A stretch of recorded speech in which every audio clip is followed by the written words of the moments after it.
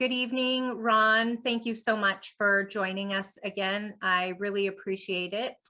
We are having an extended interview with you tonight. You have a lot of valuable information, and I do think that our Adventist community needs to be made aware of things that are happening in our medical communities, the secular community at large, but perhaps this may convict and help those who may be on the sidelines of these things unknowingly and have some information to consider. So I will turn the floor over to you. Thank you so much. Well, thank you for having me. I just want to say that although I'm not an Adventist, I'm a Christian, and the Adventist writings have influenced my life very much. When I was a late teenager, I was reading about the dietary recommendations and the health system, the Adventist health system, and I became more vegetarian and watching what I put into my body and recognizing that we have a responsibility to honor what God has given us, this life. And my life became a search. And basically my whole life has been trying to either find God and then serve him as best I can. Amen. So there are many questions, and some people are very confused about what is going on. And that is intentional on the part of those who are not of faith or not, who do not share the values that Jesus would have us hold. And their worldview is very different. We get caught up in seeing the trees, but not the forest. So the problem is we see one problem and then another problem, and we're jumping around trying to understand. And people say they're confused or these are confusing times. But if we can see the forest, we're not going to be confused. We can see very clearly that this is the age-old battle between good and evil played out in modern times with modern technology. God is the creator of life, and evil is the destroyer of life. So everything that is part of what we call the culture of death is intended to tend towards death. In healthcare, all the standards of care that are traditional are geared to protect life, to affirm life, and to cure illness. And the same thing goes for dietary laws and rules and those things that we find out by ourselves, those things that help us. Many things, herbs, minerals, different treatments of all sorts are given to us to heal. But when those things that are given to us are misused, they tend towards death. So in the healthcare system, we're seeing those who actually have no respect for God and are either atheist or agnostic, but they simply don't care about others in the way someone of faith would. And they've always been around. In the Hippocratic Oath, Hippocrates, he had the physician's oath, where they would do no harm, not give anything to cause an abortion, nothing to cause death, no euthanasia.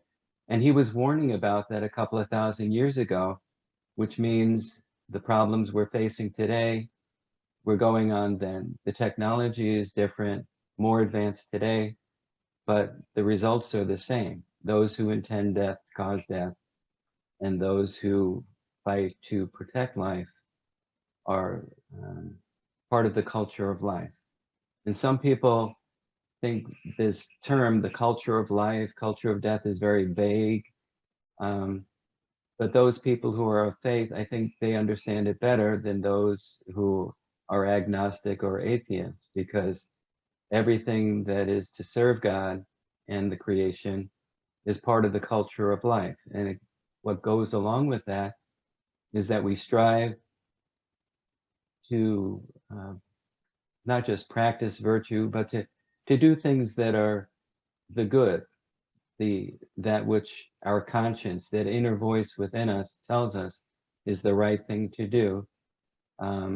Even people who are not of faith have a sense of right and wrong, and this is part of natural law.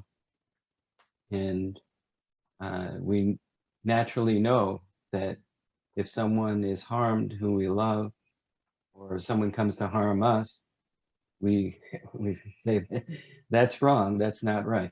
So the idea of not killing is there, and we don't like to be lied to. We don't want to be cheated, and so do unto others as you would have done to yourself. Love others as you would want to be loved. All of these things come naturally if we're open of heart, and our eyes are open to the connectedness of all, the community. All society functions together for one cause, the well-being of all in a culture of life. And when a government acts to promote that well-being, then it's a good government, whatever form it takes. But you could have a righteous king, you can have a good democracy, but when actions are taken that actually are intended to harm people, people are very bewildered and they're shocked. If you go back to World War II, the Nazi government increasingly targeted the Jews, the Roma or Gypsies, Christians who objected to the Nazis, and others, anyone who spoke out against them. So the government was turned against these people who were, up till that time, loyal German citizens or Austrians and so on. And so it was bewildering to see the government actions turned against them. But the values of those who were now in charge were the culture of death values, like the Roman Empire, the Third Reich of the Nazis. They were brutal, and they were trying to achieve something that disregarded the rights of the individual. So when you look at that, what's going on is something we call utilitarianism. The greater good of society is valued more than what is good for the individual. In a culture of life, the individual is paramount, every individual. And so you strive to do what's right for all. And that may not always be possible in every situation, but you strive for that. Whereas in a culture of death, many people can be swept away, killed or sacrificed for the good of the state, the ruling elite. And in utilitarianism, what they may take from one person to benefit others, those who are wealthier, just like organ transplantation, for example. In China, communist China, atheist society, anti-Christian, they are doing forced organ transplantation on political prisoners and killing Christians and others. This is horrific human rights abuse, just the worst thing. And taking those organs and giving them to people who have a lot of money to buy organs from political prisoners. You can look this up. It's just horrible. This is utilitarianism in action. Now, if you have a utilitarian point of view, then those who are not contributing to society, not contributing to the greater good of society, are seen as useless eaters. That is the term the Nazis used. So those very elderly, the more disabled, the chronically ill, the mentally ill, during Nazi Germany, all of those were summarily executed in different ways. Some of them were actually shot. In the T4 euthanasia program, they used morphine, and the Nazis actually perfected euthanasia with morphine overdoses. So they want to get rid of anybody who doesn't fit into their scheme of things. And every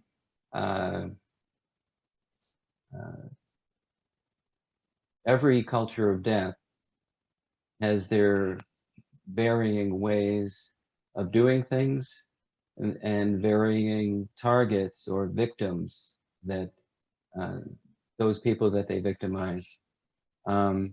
In the United States, we've had many people who were sympathetic to the euthanasia movement or the idea of euthanasia.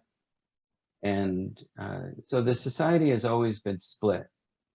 You know, it's never been all people, even though we say the United States was founded as a Christian nation. And if you go to the original documents of each state, they all pretty much had Christian language in there.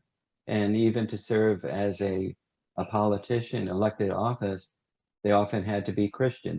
In some states, they had to be Protestant, some Catholic, and it varied by state.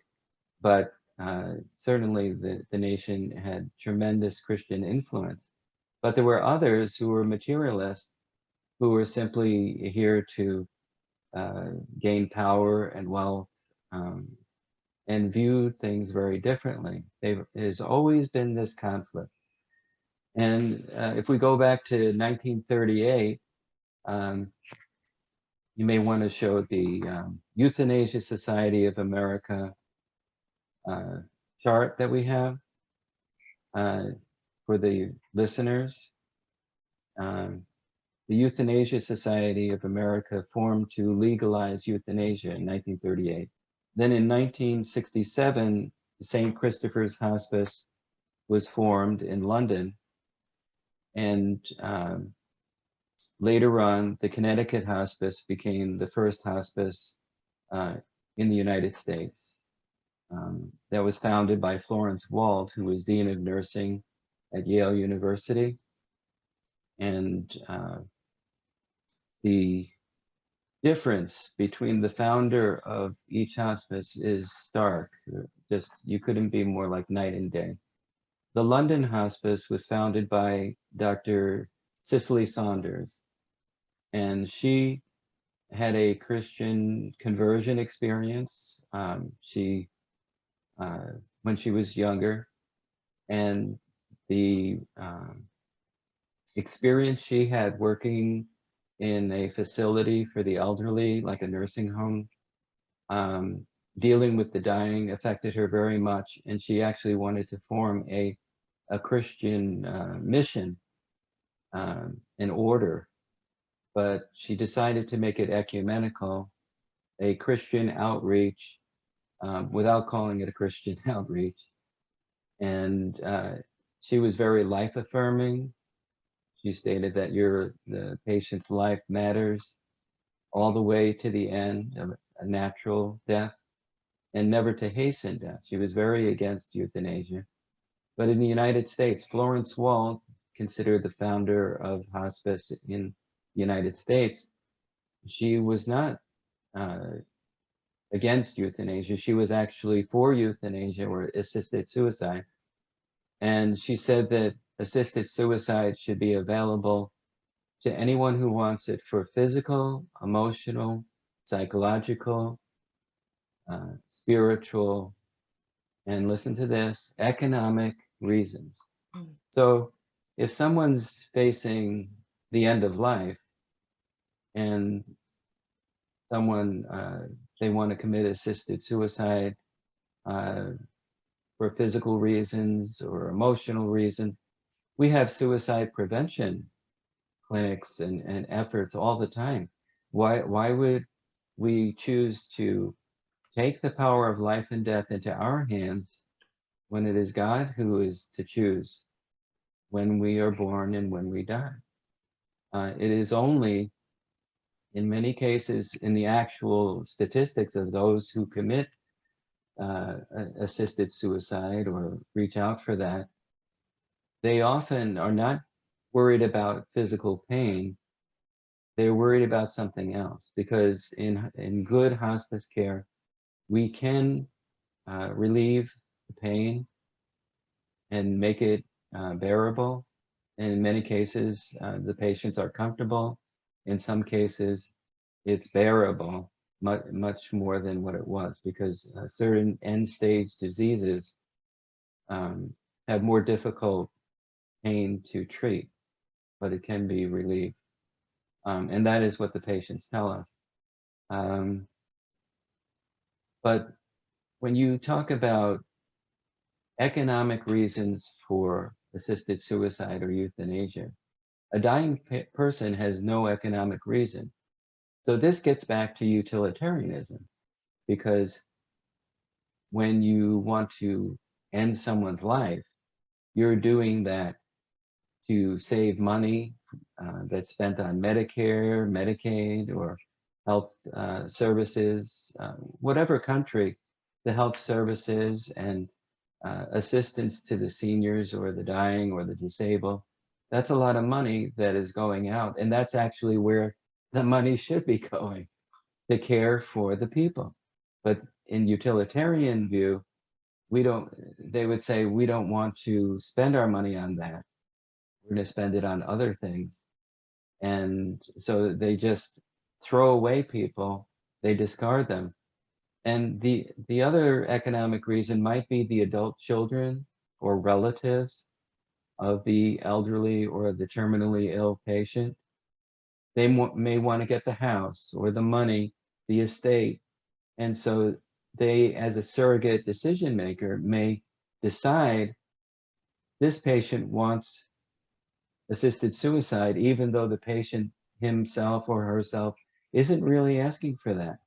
And many elderly are victimized, and this happens all the time. It's a horrifying thing, but it's a reality, because we're very vulnerable. The moment we get seriously ill, we go within ourselves and we are not able to protect ourselves. That's why we need patient advocates, family members or friends or others who will advocate to protect us from being victimized. So when the founder of the modern hospice movement in the United States, Florence Wald, said assisted suicide should be legal, that is really a problem. And what we need to understand is that there has been this flavor of end-of-life care in the United States and in Western civilization, Western nations, for decades, even though euthanasia is not legal in the United States. It's legal now in Canada. And over the past couple of years, the number of patients who have been euthanized in Canada has, I believe, tripled.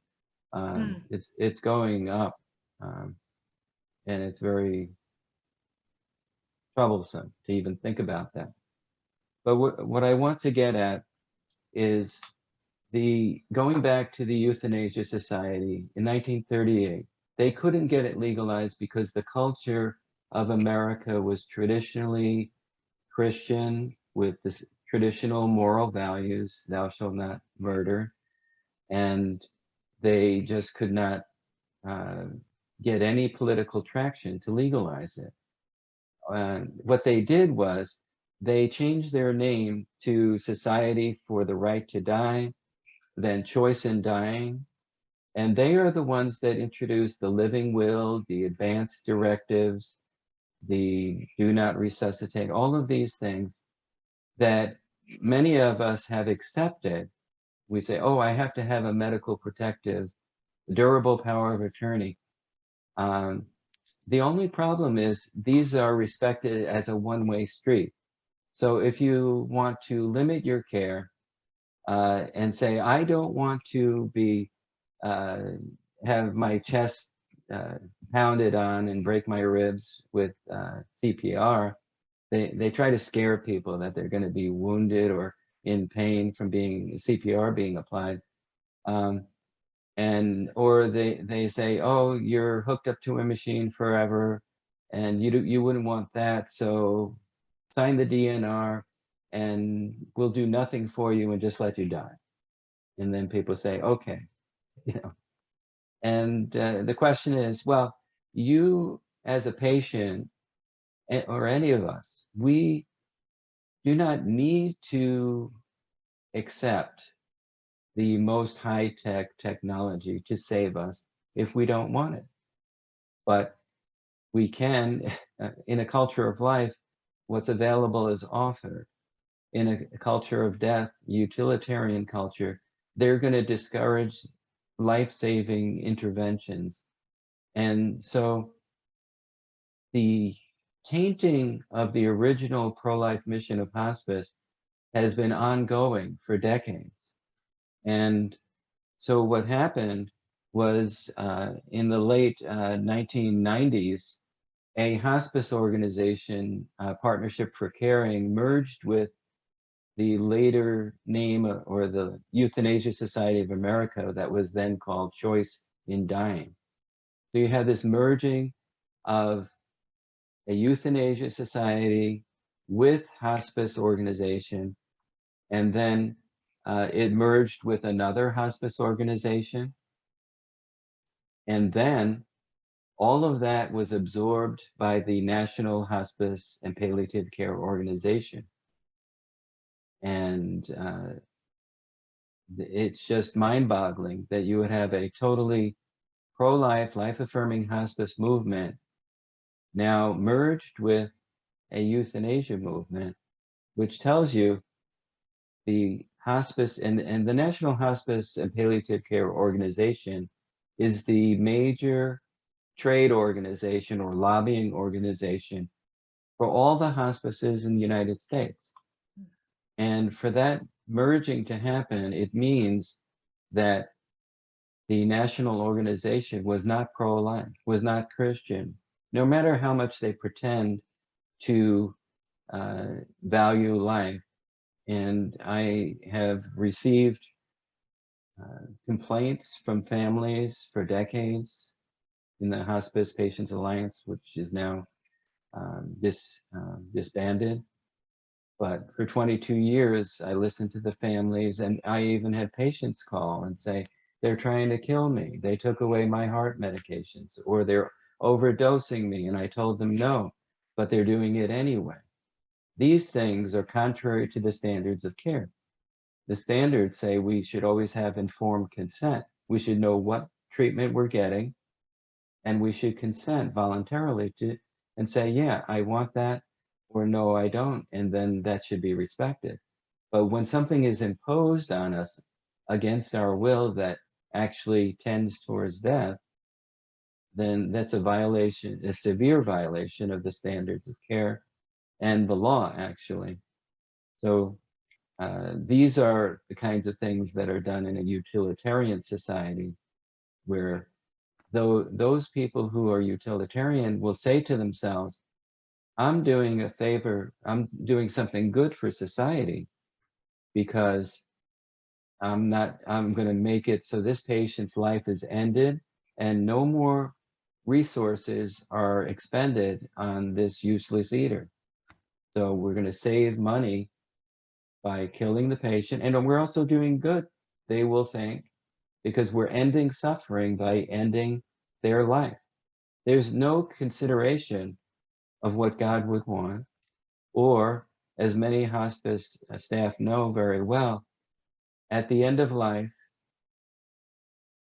there are many things that happen. There are family relationships that may be healed, and people come together, and it's a last opportunity to share one's love and heal the wounds that sometimes happen through misunderstandings. Also, Ron, I yes, have a comment also. You know, something that is overlooked in all of this, I think, is from a Christian perspective. Um, we believe in sanctification, or the process of getting holy. And if you end somebody's life, then you're cutting short a work in the spiritual realm. yes, And there are implications for that. And I know that God is merciful and he takes all things into account, but that just is speaking to what you were saying. There are things that happen at the end of life, you know, that just cutting someone's life short is very unmindful spiritually and physically. So thank you for mentioning that. And I just wanted to add that. yeah. Well, that's definitely right. Uh, in fact, in hospice, it's very well recognized. The spiritual work is part of the process of getting closer to death. This is all part of what you're talking about, the spiritual opportunity that is part of uh, a natural path of dying rather than a forced, imposed death. So people should be aware that the hospices in America and in many places are now tainted. And even though they will use language and say, we care, we're going to do everything to keep you comfortable, but and we honor the sanctity of life, or whatever language they use, there's just about no hospice, or very, very few hospices, that are truly pro-life, life affirming, from the top administrators down to the lowest staff, and part of the policy of the hospice. The National Hospice and Palliative Care Organization is the training organization for all the hospices. The trainers of the staff are all trained and influenced by the National Hospice and Palliative Care Organization. And some health insurance companies require that the hospice be affiliated with the National Hospice and Palliative Care Organization, even though it was merged with the Euthanasia Society, or they absorbed it into themselves. So that tells you there's something very wrong with what's going on in healthcare. And so I've written about stealth euthanasia in great detail. And the term stealth euthanasia was not used very much more than a decade ago, but it's the exact description of what is going on. So stealth meaning hidden medical killing. And so it's not open euthanasia that's done in, say, Canada, where it's legalized. You have, even in Canada, you have stealth euthanasia because a doctor or a nurse or some healthcare professional can manipulate death to occur in hundreds of different ways. Any standard of care, as we said, if you violate it, it will tend towards death. So if a patient has a urinary tract infection and you choose not to treat an easily treated urinary tract infection, say in a cancer patient, then the patient may die of a severe infection that goes septic rather than their cancer. So you have imposed death. That's stealth euthanasia. Or a respiratory infection for a cancer patient or a heart patient. You don't treat what's treatable, then you're choosing to impose death. Years ago, it was common for a hospice to treat these things, but nowadays, more and more we hear the family will report, the hospice staff said, oh, we don't treat those. We don't do that, you know, and the family is just bewildered and they just can't understand. Why wouldn't you treat this? My loved one's not dying of a urinary tract infection. They have cancer or they have this or that. And by choosing not to do these normal things that were done all the time beforehand, they are becoming a vehicle for imposing death. There are many ways it's done. Sometimes the wrong dose is used for a medication. The wrong medication intentionally can be used. Sometimes they'll use antipsychotic medications, Haldol, for example. And some of these medications for the very elderly or those who are terminally ill can put them into a coma or confuse them so much that, and they affect the metabolism, that some patients never recover from these medications that are used improperly. And so they can be confused ever after these medications are used, even if you take them away. Now, with the opioids like fentanyl and morphine, these are wonderful drugs that can be used to relieve severe pain. But every opioid, if given when it's not appropriate or given in too high a dose, can lower the blood pressure, slow the breathing, put the patient into a sleep state or a coma, and actually stop the breathing. So people need to understand that these medications, yes, they're very powerful, and hospice people will assure the family members and say, oh yes, these are very safe. And they are when they're used appropriately. If the patient still has pain, severe pain, then it's okay to give that morphine or fentanyl.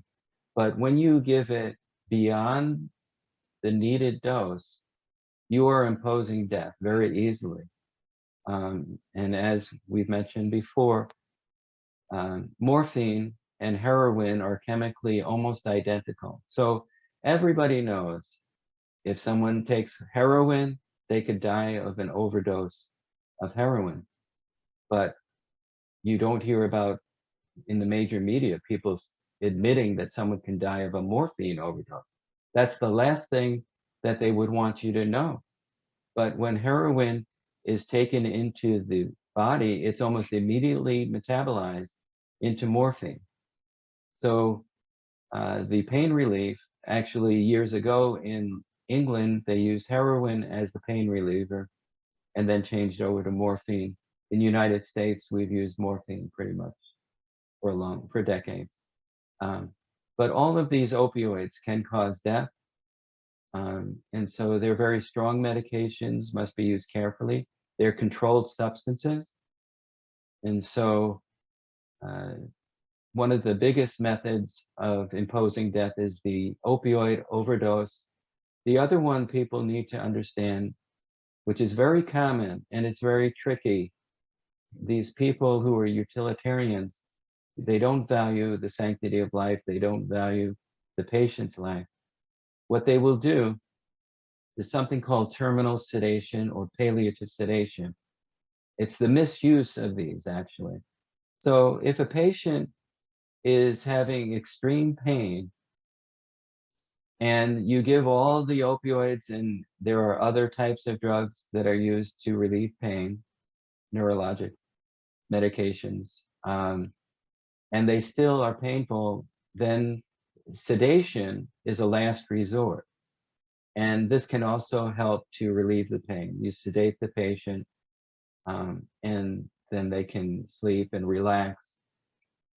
The problem is, if the sedation is imposed when the patient doesn't want to be asleep and kept sedated day after day after day, then they're not taking in fluid, okay? And what happens is they dehydrate over several days, a week, even 2 weeks, and there's the volume of fluid in their blood, the blood volume becomes so decreased that their circulatory system collapses and they die from terminal sedation because it's a fluid volume deficit. That's what we call it.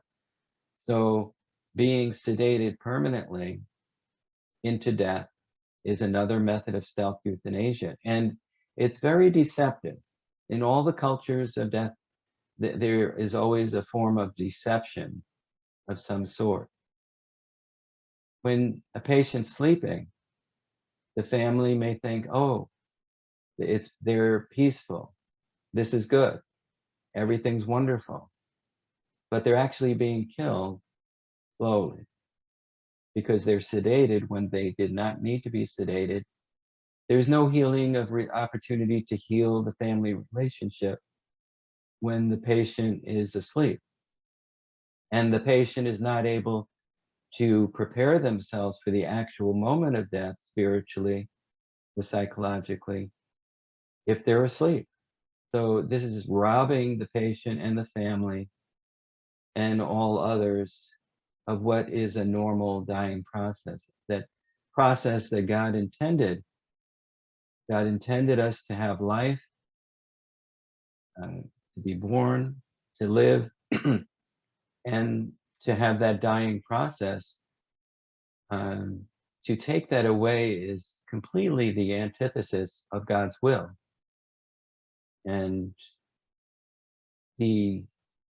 one of the most important things that the dying process involves is the opportunity to be humble, because we realize our limitations and that, this is the end of our physical life, that it's a real, in a sense, for some people who have evaded God, run away from him as best they can into material things, many people find, no, now I'm going to open my heart, and they have a chance to open to his love and grace. So it's very important, and that's what God intended. So this culture of death, type of death dealing, is really a true evil. The people should be aware that that is going on. It's not going on in all hospices, but it can happen. And what we've seen today with COVID is that the stealth euthanasia that used to be only pretty much in the hospices, painted hospice, has spread because the state governments and the federal governments have been mandating that, actually the states, but the federal government is involved too, mandating that all doctors and nurses are educated in palliative care, which is the medical specialty dealing with symptom relief or pain relief, palliative medicine.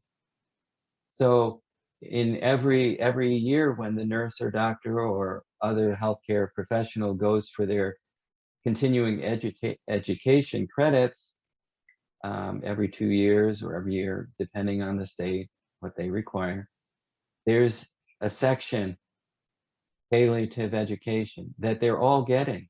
And it's coming from the National Hospice and Palliative Care Organization, or those trained by it, that are trained in a tainted form of utilitarian hospice.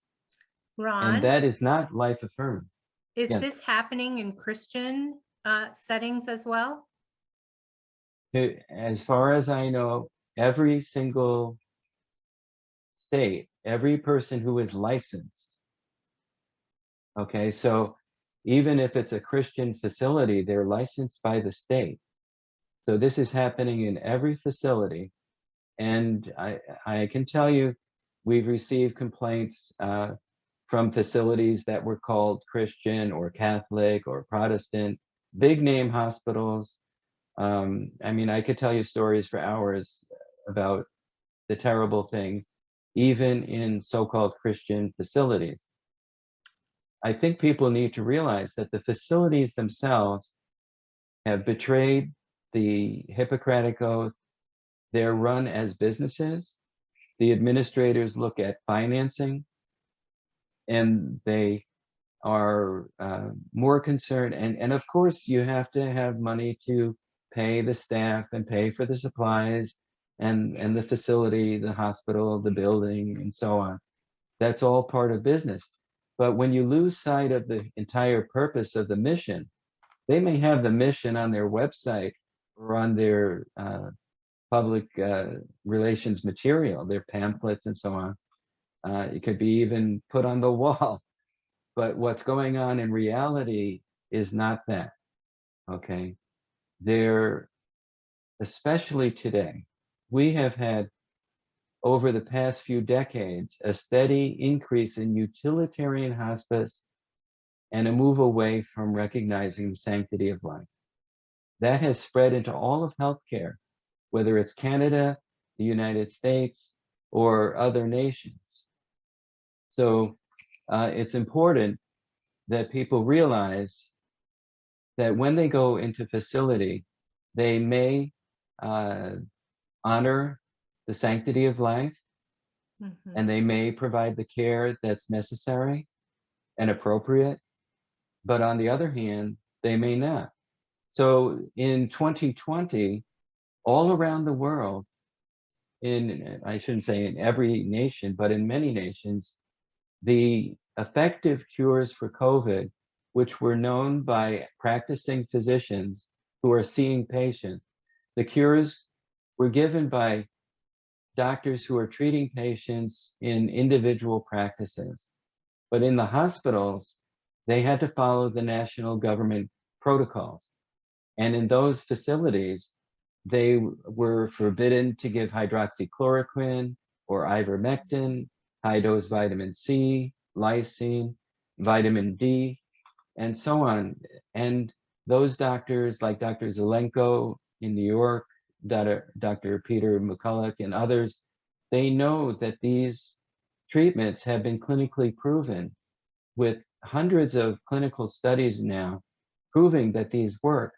Yet you still don't hear in the major media that these treatments that were available from the beginning are uh, they are being denied by the authorities. They are being trashed, basically. And when a patient goes into a hospital, they get fluid, they get maybe some Tylenol for fever, but they are not getting these effective treatments. And then they're given remdesivir, which is a boon to the pharmaceutical company. They're making billions of dollars on remdesivir, which is known to cause kidney and liver damage in many patients, and it does Mhm. not save the patient from COVID. So why they're doing what doesn't help shows you that there's something very wrong. And the only explanation that many brilliant doctors at Harvard, Yale, Stanford, I could name several of them, um, they have come to the conclusion that the only conclusion is that they want people to die, that this is a depopulation agenda, and that is part of utilitarianism, but it's also part of the euthanasia movement, eugenics, and the establishment of a new society that is controlled by an elite, anti-Christ type government, a technocratic, neo-feudalistic society where there's a global, pervasive surveillance state, a police state. So that's why they want to do more contact tracing. Um, the idea of contact tracing is valid only when a virus has its initial outbreak and it's the first discovered in one place. Then you do quarantines and try to stop it from spreading. But once it's spread throughout the world, contact tracing is almost, at this point, well, it's certainly worthless and totally non-productive. But what it does is get the government into uh, the medical records. Over the years, the governments have required medical records to be transformed into electronic medical records. And they always promise that, oh, this will help your privacy of records, record keeping, but it actually does the opposite. So the government will, through the electronic medical record system, connect all the records for any patient throughout the country. You go to one doctor or another, they all see, they will see everything that's been done before. And then combining the banking and any other records they have on you, it's all going to be a total electronic record for each person. And this is part of what is called the digital ID that is being rolled out. I'm going to quickly go through a couple of things here to get you up to speed and jump around a little bit. But the vaccine push, as I've said, is totally unnecessary when you have a cure for any virus or bacterial infection. If you have a cure or a treatment, then you don't need a vaccine for it. So the emergency use authorization that we have could only be allowed if they denied the treatments that were effective. The problem is we do have effective treatments, and I know people personally who have used these treatments, and there are hundreds of studies that have shown that tens of thousands, even millions of people have used these treatments, and their infection was cured. So there's a deception going on. There's an agenda. Why are they pushing the vaccine? Okay, so briefly, in 1986, the United States had the National Vaccine Injury Compensation Program, which said the government will pay if there are injuries from vaccines, and the pharmaceutical companies don't have to be sued, or they don't have to worry about liability. And this way they can take the risk of creating vaccines. And yes, they still are regulated supposedly by the FDA, but that was a step taken in 1986.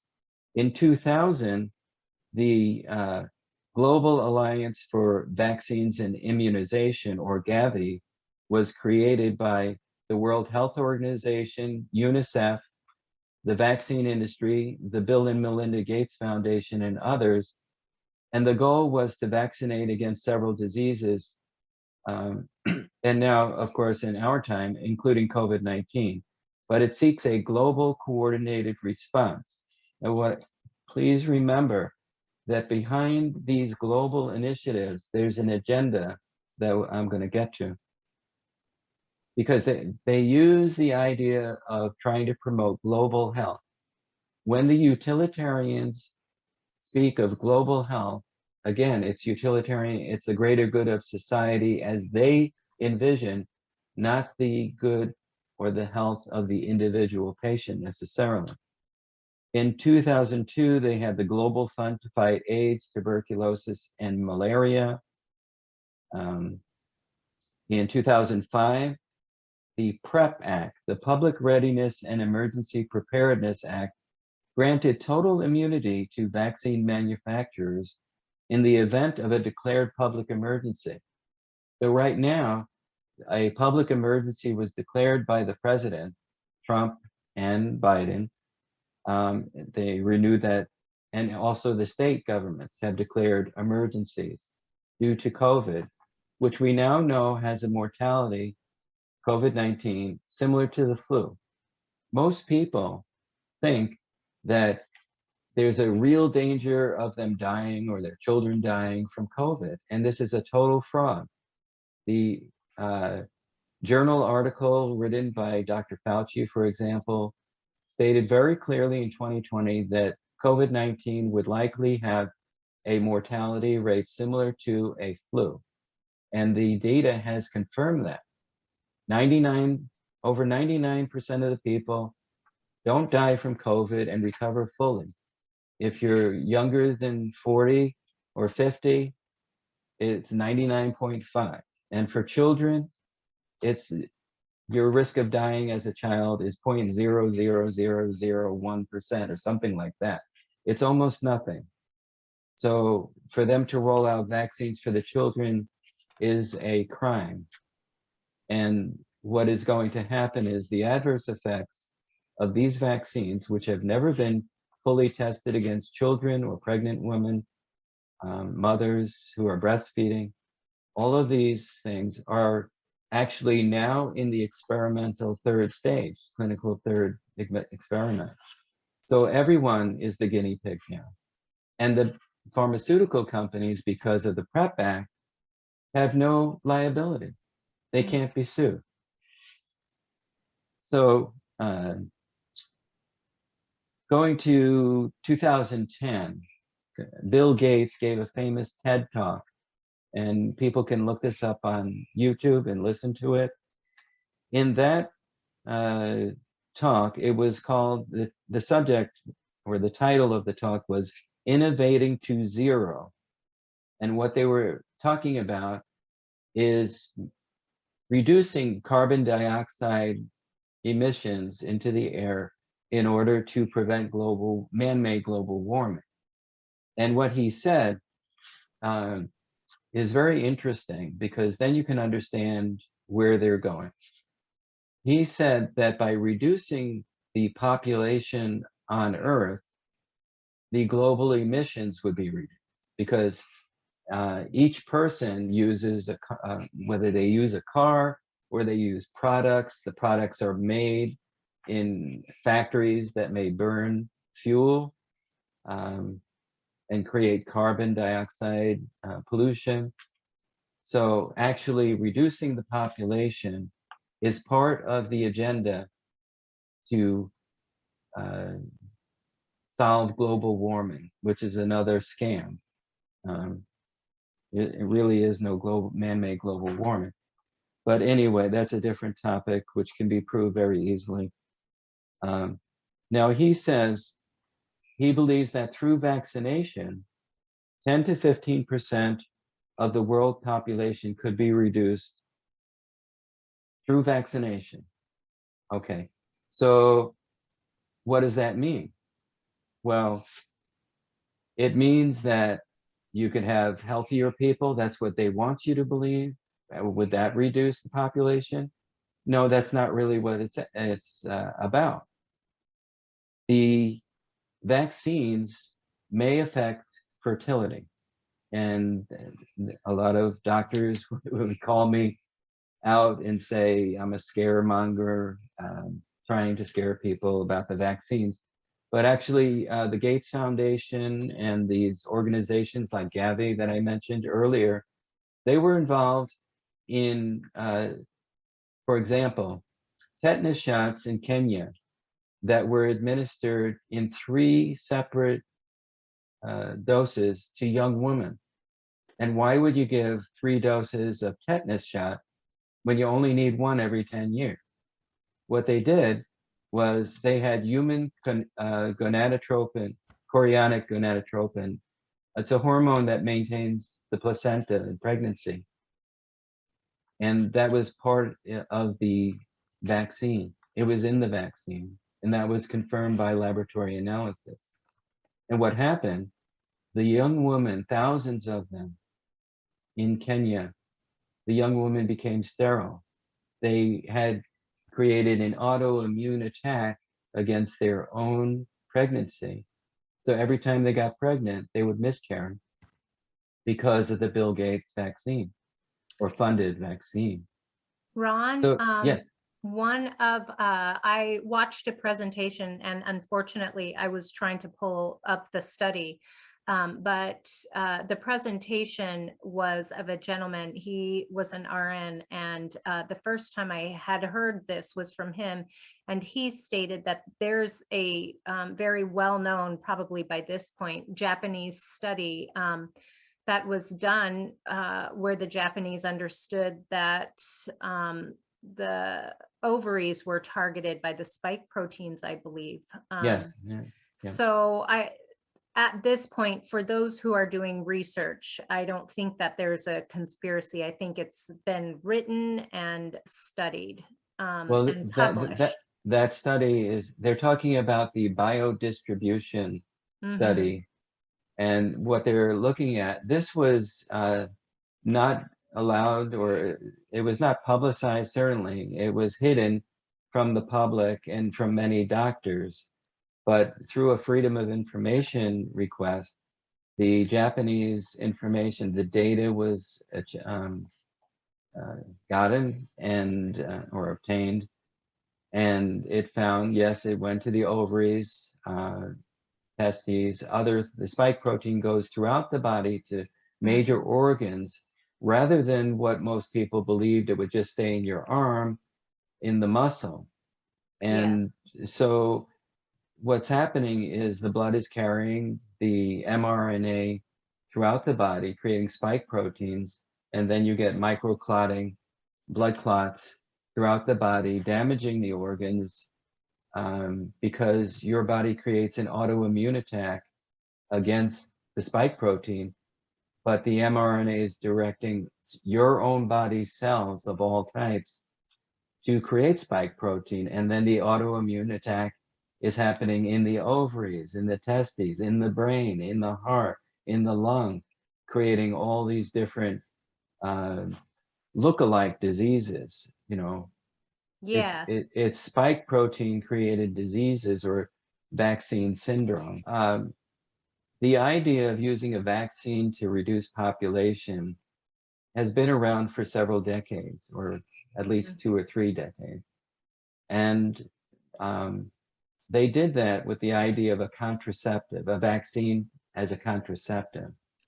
And what's really happening is basically involuntarily, without people knowing it, they're getting perhaps a contraceptive COVID vaccine that creates spike protein, but has the contraceptive effect, causing miscarriage. The miscarriage rate is just huge. So people who are working in the health facilities know that what we hear in the news, major media of either conservative or liberal, they're not giving us the full story, even on Fox or conservative media. They're not talking about the things we're mentioning here. The nurses and doctors who are in the hospitals right now are seeing people who have severe vaccine injuries. They're going through the roof. In 2020, the mortality rate, and I looked at this very carefully, the mortality rate, meaning the total number of people who were dying, was very similar to previous years, meaning all the scaremongering that we were getting was exactly that, scaremongering. Most of the people who died were those who would have died of a regular flu, a severe flu. The very old, the infirm, those who were weak, they have comorbidities of various sorts. So in 2020, the rate was about the same. But in 2021, the mortality is going higher. And even funeral directors, as well as nurses and doctors, are confirming what they call excess mortality rate. The number of deaths is higher than what is expected for a routine year. And that's as soon as the vaccines were rolled out, the death rate is going up. And they're calling these increased deaths, or even just hospitalizations, they're calling this the Delta variant or this variant. And they're actually vaccine injuries. And the hospitals are being filled with totally vaccinated people who are very ill. That's confirmed in Israel and the United Kingdom, where the vaccination rate is very high, that you have totally vaccinated people getting very sick. And the vaccine also, they know through lab analysis of the blood that the immune cells that attack an infection, viral or bacterial, these immune cells, T cells and others, are decreased after the vaccine. It's provable. You can search and look for that. Now, going back to hospice and healthcare, those nurses or doctors who are pro-life and object to the imposition of death have been steadily weeded out. They're called, troublemakers. Why are you rocking the boat? Why are you objecting to what we're doing? And then the nurse or doctor may feel, well, I can't participate in this anymore. It's just horrifying. So the pro-life staff member may quit, or they may keep trying. They report up the chain of command, but they find that at the top of the chain of command, the same culture of death values, and they're on the losing side. So they end up leaving and going to another niche of healthcare, or maybe dropping out completely. And this is the same as in the military, where you have very conservative, pro-life Christian people, even of other faiths, conservative. If they don't go along with something that is anti-life or anti just wrong values, they are targeted and they're weeded out. But this is a time when we're confronted, what shall I do? You know, in ethics, the question is, what shall I do with my life? How shall I act? What choices shall I make? How shall I think? This is part of ethics. And we're all confronted with the question of, who do I remain loyal to? Who am I living for? And there comes a point, I've been a whistleblower 3 times, 3 different corporations, because there were things going on. I could take an hour to talk about that, but I'm not going to do that. But there's a point where your heart tells you something's very wrong and you can't go any further unless you're betraying God. Well, we can become angry at the things we see, and anger was, we were given all our emotions, and there's no emotion that is evil in and of itself. Anger itself can be righteous if it's anger for the sake of doing good, or protecting or serving someone else. To be angry at someone who hurts a child and you go and rush and take that child away, your anger can motivate you. But being angry when you're not achieving anything, it's self-destructive, and you can't stay angry all the time. Otherwise, you are harming yourself and also preventing yourself from seeing another path. So we can wallow in anger, and depression is a form of anger where you turn it inwards.